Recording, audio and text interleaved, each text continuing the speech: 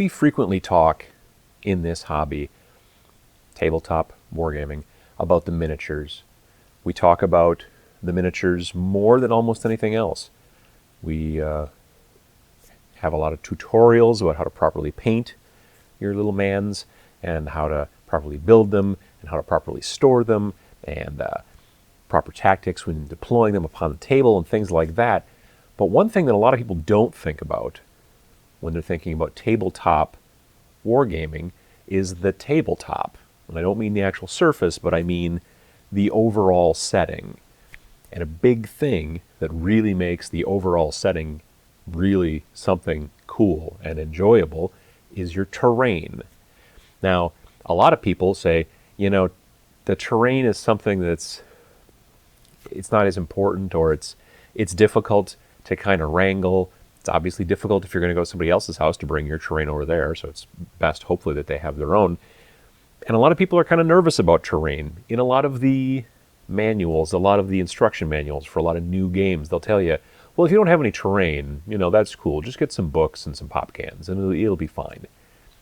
But really, that doesn't fire the imagination as much as seeing a really cool setup, and then putting your painted miniatures on there and then having a big battle. That's really a big kind of bonus to the whole fact that you took all this time to get all this stuff set up and all this stuff painted and all that jazz, and now it looks amazing. It looks like a diorama almost, and now you're going to play on it. And that's really, for a lot of people specifically, including myself, that's a big deal. That's the reason you're doing what you're doing.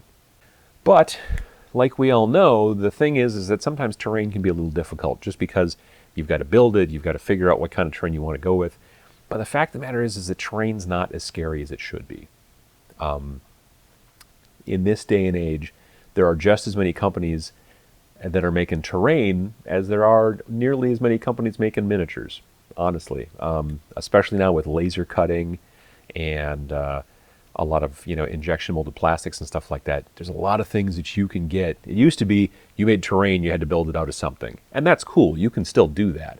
This is a ruin that I built years ago out of just foam core and some extra cardboard and some plastic for the little windowsills, and you can see the inside. I made some little posters, like wanted posters almost, and things like that. I burned the edges with a lighter. It was totally, I airbrushed it. It was, and it's great. It's a great little piece, but it took a long time, and it's not bad, but it's, it's mine. I built it. However, you can also get this. Now, this weighs a ton. I'm not going to lie to you, but it's also sturdy as hell. I have dropped this. It's made out of, I don't even know what, unobtainium as far as I can tell, because this thing, I've never broken one of these. These are from Battlefield in the Box, our friends at Gale Force 9, and it came like this, pre-painted. Came in a thing with styrofoam and all that. But they come in bunches of different sizes. They make a lot of different styles, and you don't have to do much of anything to them if you don't want to. You could maybe do a little bit of weathering or whatever, but this is what it looks like straight out of the box, and they're great. There's a lot of different things out there now that you, as the player, can use that you don't have to, sit down and try to figure out, well, how much foam core do I have and what do I want it to look like? I mean, obviously, our friends over at Games Workshop, they do love them some plastic, and they have made about 1 million of these different types of buildings, and you get all these walls and, Gothic windows and busted parts. I mean, that's supposed to be like that. It didn't, it wasn't, it was supposed to be busted because it's a ruin. You see what I'm saying? So there's a lot of different options out there. And that kind of stuff you got to build and paint, but it's a little bit like Legos or Lincoln Logs. You can kind of put them together however you want and then, kind of go from there. Mantic is doing the same thing with their Battlefield accessories or whatever they're called. Stuff that comes originally with Dead Zone, but now they're selling it separately as well. There's a lot of different options out there. Flames of War player, as you've probably possibly picked up. Flames of War sometimes, or Battlefront, the company that makes Flames of War, every once in a while they actually produce a product that you can buy, and they make these awesome little houses if you can find them, which frequently you can't.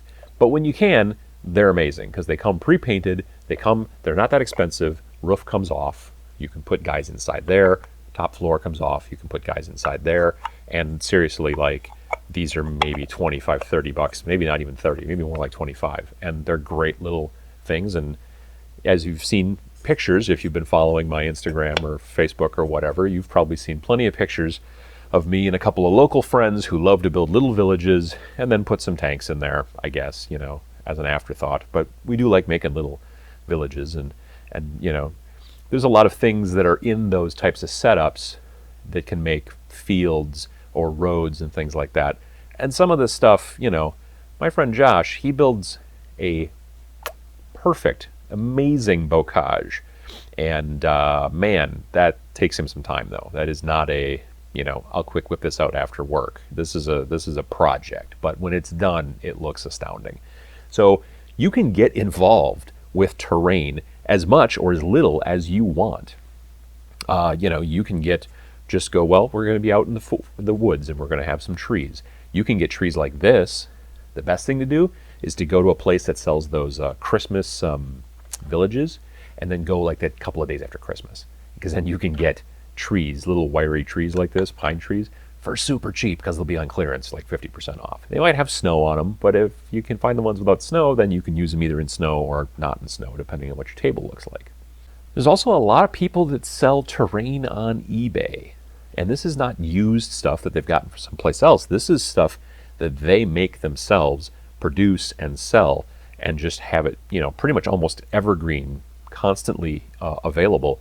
I bought these cool little barricades from a guy on eBay. I don't remember the name, but they are, they just look like little, like it's just all concrete and rust and pieces of metal. This other one over here has got some like wire mesh and stuff like that, and they just look great, and they came pre-painted and they were really reasonable. And I was like, well, yeah, why wouldn't I want these things? Are going to look awesome on pretty much any table. eBay, your local store, your craft store. I've talked about a bunch of these different things in the past, different places you can go to find terrain to make your table more impressive, make it look more amazing. I mentioned MDF, which stands for medium density foam. No, that's not what it stands for.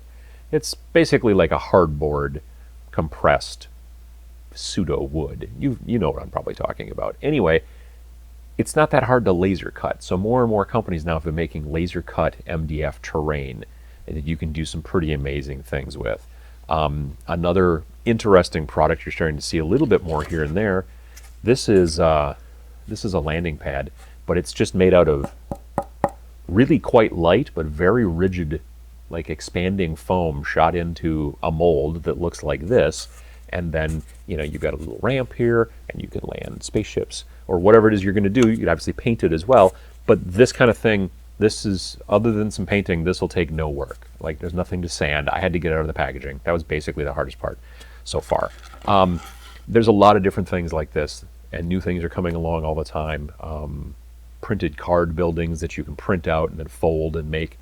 Obviously, the game, the Drop Zone Commander, you can buy for, let's see, 35 to 45 bucks American. Basically enough terrain to cover an entire 4x6 table, like a huge cityscape, because they're all printed cardboard, cardstock buildings, and all the roads and everything's done that way. That's an amazing setup. I bought, you probably saw that maybe. I bought some of those at Gen Con a couple of years ago. The most important thing when you're playing a miniatures game is to have fun, and the thing that really helps a lot of people, including myself and probably you as well, something that really helps a person really have fun is the visual aspect and the, you know, the just getting down and looking at everything from different angles and looking behind this building and going, okay, well, he can't see him. I mean, otherwise, why aren't you just maybe playing a video game or something? You know, if you want to have this visual look and you want to either get fancy and build your own kind of ruins out of whatever you've got, or you want to just go out and buy